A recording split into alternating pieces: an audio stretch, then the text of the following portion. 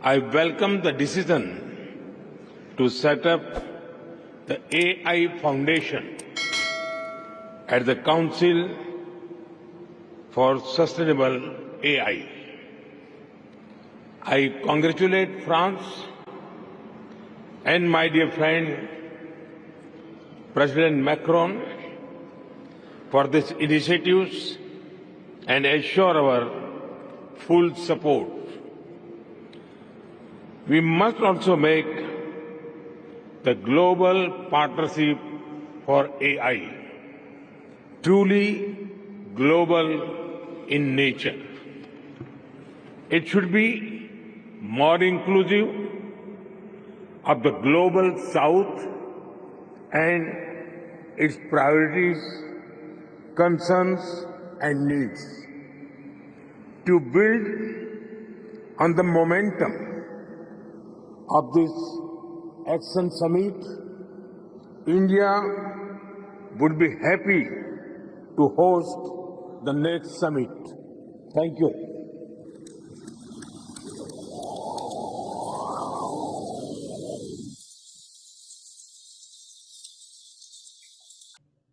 दोस्तों, भारत के वज़ीर आज़म नरेंद्र मोदी जो हैं वो इस वक्त फ्रांस के अंदर बड़े पैमाने पे एआई इन्वेस्टमेंट्स की बातें हो रही हैं।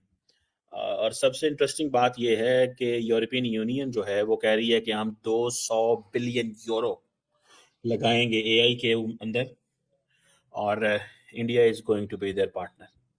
इंडिया उनका पार्टनर है। This is what they have decided, 200 billion euro.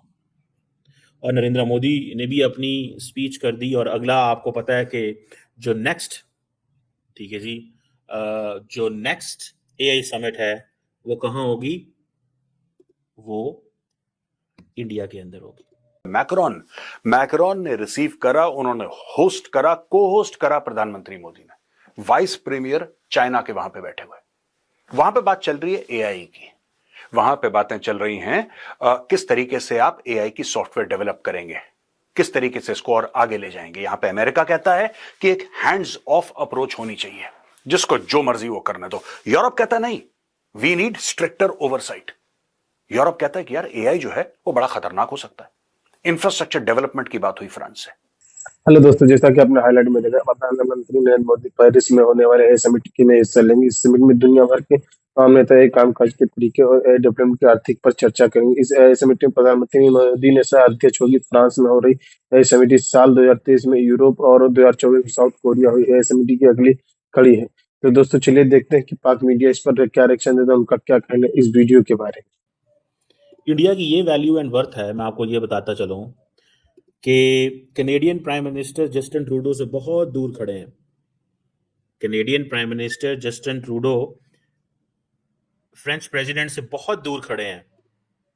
अगर मैं आपको ये दिखा सकूं, आप देखें कि मोदी साहब और फ्रेंच प्रेसिडेंट इकट्ठे खड़े हैं, फिर बाकी लोग हैं, और वो दाएं साइड पे आप देख रहे होंगे कि कैनेडियन प्राइम मिनिस्टर है, बिकॉज उनको पता है कि India has more worth and value than, so they do understand India को। उन्होंने, मैं देख रहा हूं कि आज इंडिया और आज नरेंद्र मोदी जिस पैमाने पे खेल रहे हैं, जिस लेवल पे खेल रहे हैं, Pakistan need a lot of time to get into this.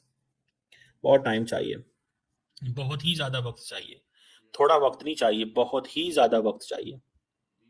और वो अब देखें, जहां पे वो बात कर रहे हैं, नरेंद्र मोदी बात कर रहे हैं, अपनी मेडिकल रिपोर्ट्स की बात कर रहे हैं कि मैं एआई ऐप में डालूं तो ये मुझे सिंपल जुबान में बता देता है, किसी जार्गन के बगैर, कि मेरी हेल्थ की क्या पोजीशन है। ठीक है जी। सो ये चीज है। अब वो हेल्थ में, क्योंकि इंडिया अपने आप को ग्लोबल कैपिटल ऑफ वैक्सीन कहता है, सो वो हेल्थ में एआई को लेके आना चाहते हैं। सो वो इसकी जो पॉजिटिव पोटेंशियल है वो दिखाना चाहते हैं कि कैसे हम करेंगे। अब नरेंद्र मोदी दुनिया को वो देखे ना, की नोट एड्रेस दे रहे हैं कि आर्टिफिशियल इंटेलिजेंस हमारी पॉलिटिक्स को तब्दील कर रही है, हमारी इकोनॉमी को, हमारी सिक्योरिटी को, हमारी सोसाइटी को तब्दील कर रही है। आई विश कि we can have this conversation in Pakistan के अंदर भी कोई एआई के हवाले से बात हो। यहाँ पे तो AI we have left it to few individuals. हमने तो एआई को सिर्फ फ्यू इंडिविजुअल्स के हक में छोड़ दिया हुआ है, बस दैट्स इट। फ्यू इंडिविजुअल्स देखते हैं इस एआई को।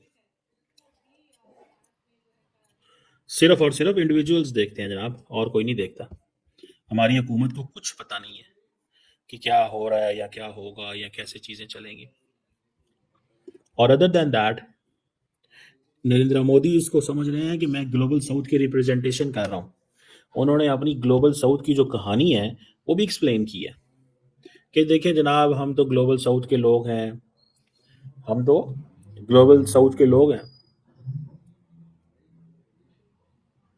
और इवन के जेडी वैंस जो हैं उनको नरेंद्र मोदी को सपोर्ट करना पड़ गया कि जनाब जो एआई है इसने हमें बहुत ज्यादा प्रोडक्टिव बना दिया। ये वो वर्ड्स हैं, these are words which have been used by Narendra Modi, जिनको, जिसे वो कहते हैं ना, जिसको वो अमेरिकन अब इस्तेमाल कर रहे हैं।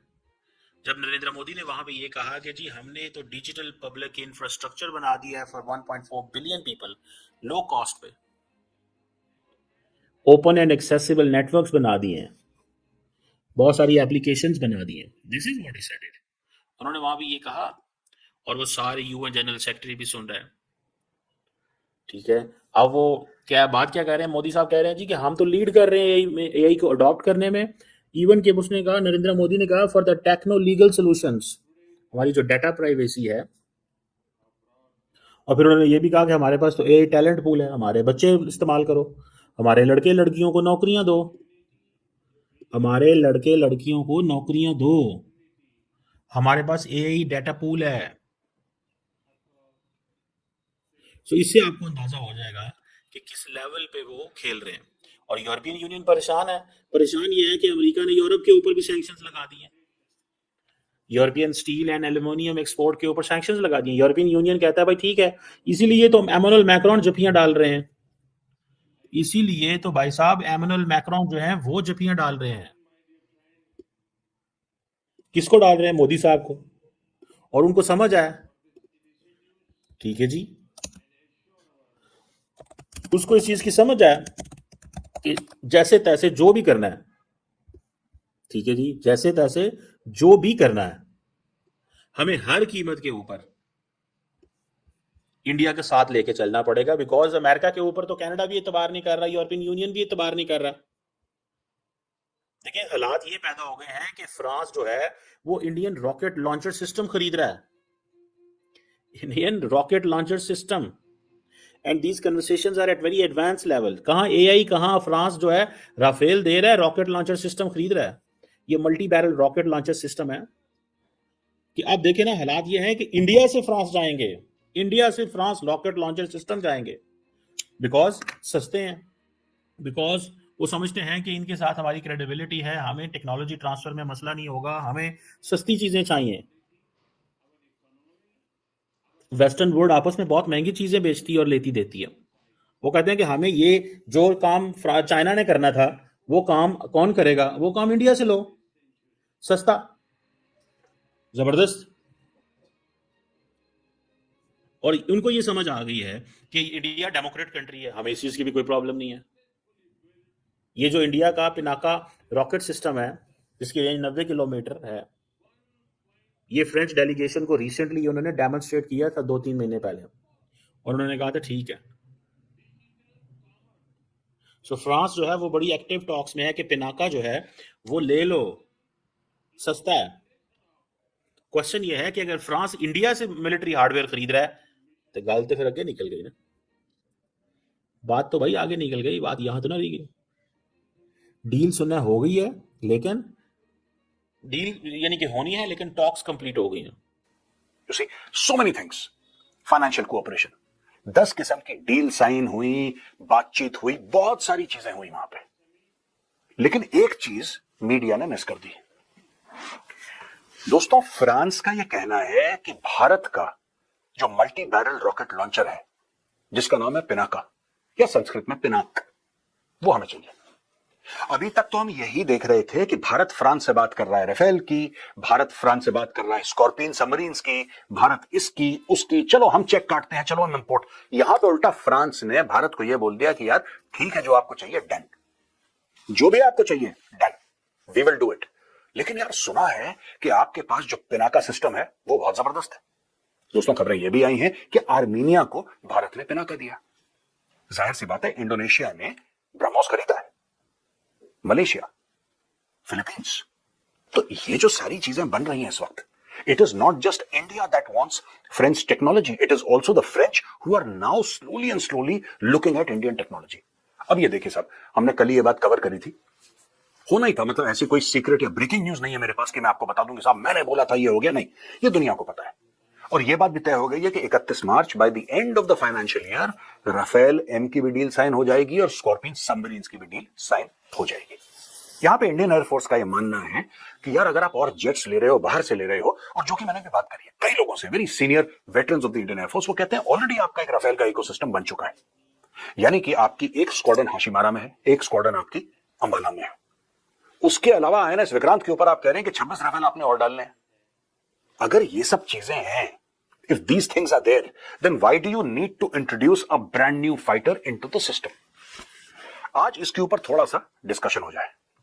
दोस्तों चक्कर क्या है ना कि लोग अक्सर ये कहते हैं कि जब भी हम वेपन प्लेटफॉर्म देखते हैं ना, और इससे इस जुर्म का मैं भी गिल्टी हूं, I am also guilty of the same crime, we look at technical specifications. एक हमें ना फैसिनेशन है दिमाग से, एक दिमाग की तरफ से एक फैसिनेशन है कि यार ये जो फाइटर जेट है इसकी ये कैपेबिलिटी है, ये मिसाइल इसकी ये कैपेबिलिटी है, फिर सरकार ने ये क्यों ले लिया जबकि इसकी ये अब लोग क्या कह रहे हैं कि यार अगर इंडिया F-35 लेगा, अगर प्रधानमंत्री मोदी जी यूएस में जाके बात करते हैं कि जी हमें F-35 दे दो, 5th जनरेशन फाइटर जेट, और यूएस कहता है डन, ट्रांसफर ऑफ टेक्नोलॉजी नहीं करेंगे, लेकिन हाँ रेडीमेड हम आपको दे सकते हैं, 1 स्क्वाड्रन 2 स्क्वाड्रन जितनी भी आपको चाहिए वो। अगर ऐसा होता है, ऐसी बात नहीं कह रहा मैं कि हाँ यूएस ने हाँ बोल दिया है, भारत ने इवन मांगा है, नो, मैं एक हाइपोथेटिकल सिनेरियो आपके सामने पेंट कर रहा हूं। दोस्तों होता ही है ना कि हम लोग कहते हैं कि यार हमारे पास तो रशियन सिस्टम्स भी हैं, फिर American software, how will the American software dovetail into the Russian software, ये तो हो ही नहीं सकता। फिर हम कहेंगे साहब हमारे पास तो S-400 है, राइट, ये आपका एक फ्लाइंग प्लेटफॉर्म आपका F-35 हो गया, वहां पे एयर डिफेंस प्लेटफॉर्म आपका S-400 हो गया, ये तो सिंक ही नहीं करेंगे ये सब।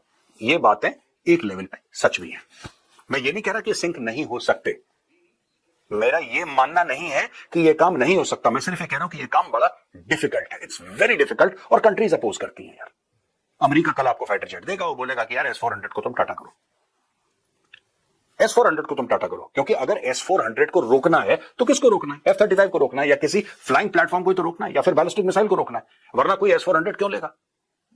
लेकिन कहने की बात यहां पे ये है दोस्तों कि it is not just limited, this entire piece is not just limited to buying a platform, that is not the point here. The point is कि अगर आपके राफेल सिंक हो सकते हैं तो आपका F-15 ईगल भी सिंक हो जाएगा और आपका F-35 भी सिंक हो जाएगा, वो आपको मैनेज करना पड़ेगा। आपके लेगेसी सिस्टम है ही 65% रशियन, आप उसके बारे में कुछ नहीं कर सकते, you can't do anything, but the fact of the matter also is that whatever the Russians have, you have to believe intrinsically that even the Chinese have the same system. ये आपको मान के चलना पड़ेगा, चाहे उनके पास है कि नहीं, ये चाइना का एक्सेस है इनसाइड रशिया। फिर भारत क्या करे? सबसे पहले आपको एक बात समझनी होगी, आप मैं, हमारे नेता जो भी हैं, डिसीजन मेकर्स हैं, हम लोग तो छोटा मोटा डेली का एनालिसिस कर लेते हैं for whatever it is worth, लेकिन कोई भी जब आप वेपन प्लेटफॉर्म खरीदते हैं या लेते हैं किसी देश से, तो आपको 2 बातें याद रखनी है, ठीक है? पहली बात तो यह है कि आप उसका मेथड ऑफ वॉर फाइटिंग भी साथ में लेते हैं। Platforms do not float in isolation, आप समझ रहे हैं? अगर आप T-90 टैंक लेंगे हजारों की तादाद में, तो आर्मर्ड वॉरफेयर की स्ट्रेटेजी भी फिर आप रशिया की लेंगे, ये उसके साथ आएगी दहेज में, ये सेट है बात। This is there, number 1। Number 2, when you buy a weapon from another country, you get joined at the hip. फिर क्या होता है कि इसमें जियोपॉलिटिकल कंसिडरेशंस भी होते हैं। Coming back to my main point कि there are geopolitical considerations of buying a weapon. कभी कभी आप बोलेंगे नहीं साहब हमें तो राफेल ज्यादा सूट कर रहा था, फिर सरकार ने F-35 क्यों ले लिया, या फिर सरकार ने चलो let's compare apple to apple, ठीक है, F-35 as a 5th generation, चलो हम उसकी बात नहीं करते, हम उसकी बात नहीं करते।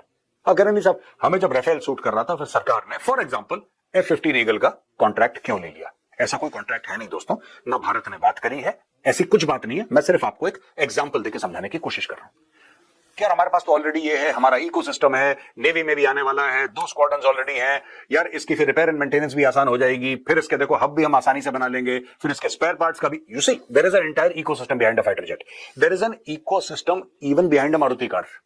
दोस्तों, जैसा कि आपने वीडियो में देखा, प्रधानमंत्री नरेंद्र मोदी पेरिस में होने वाले एआई समिट में भारत इस एआई समिट का एक महत्वपूर्ण भूमिका निभा रहा है, जो दुनिया भर के एआई इस्तेमाल करने वाले डेवलपमेंट और कामकाज के तरीके को लेकर हो रही है। भारत, फ्रांस और कनाडा के हब इसकी अध्यक्षता कर रहा है। आइए जानते हैं कि ये समिट को भारत के लिए क्या मायने रखता है। इस एआई जगत में भारत की स्थिति मजबूत होगी। अमेरिका और चीन एआई के क्षेत्र में खुद को मजबूत करता रहा है, जो भारत के लिए एक बड़ी चुनौती है। ऐसे में भारत की इस समिति इस अध्यक्षता करने उसकी स्थिति को मजबूत करने के करेगा। भारत एआई रिसर्च की इनोवेशन और पॉलिसी की डेवलपमेंट के क्षेत्र में पहले से काम कर रहा है। 10,371 रुपये के Indian AI mission Bharat AI roadmap का एक बड़ा हिस्सा है। इस भारत के उभरती टेक्नोलॉजी में डेमोक्रेसी करना चाहता है। इस समिति में भारत की भागीदारी की वजह देश में काफी फायदा होगा। हाल ही में भारत के एआई सेक्टर में अपनी स्थिति को मजबूत करने के लिए कई बड़े ऐलान किए। इसमें एआई के पर काम करने वाले स्टार्टअप और रिसर्च के लिए 18,000 जीपीयू एक एआई कंप्यूटर इंफ्रास्ट्रक्चर तैयार किया जाएगा। एआई समिति की भागीदारी की वजह से की जरूरत के एक देशी एआई मॉडल तैयार करने में मदद मिलेगी। फिलहाल अमेरिका नवाडा के लिए लेटेस्ट चिपेस्ट के एक्सपोर्ट पर प्रतिबंध लग रखा है। भारत और चीन के समेत के कई दूसरे देश नवाडा के अपने लेटेस्ट चिपेस्ट नहीं भेजता है। वहीं चीन में तेजी से कई एआई स्टार्टअप पॉपुलर हो रहे हैं। ऐसे में एक स्टार्टअप डीपसीक सामने आया है। अपनी कंपनी को latest AI model DeepSeek release हो गई है, जो कुछ ही दिनों में अमेरिका के बाजार में काफी पॉपुलर हो गए। यहाँ तक कि अमेरिका में इसके इस्तेमाल पर रोक लगा दी गई है। तो दोस्तों, वीडियो कैसा लगा अपनी राय कमेंट बॉक्स में जरूर दें। वीडियो पसंद आए तो लाइक और सब्सक्राइब करना ना भूलें।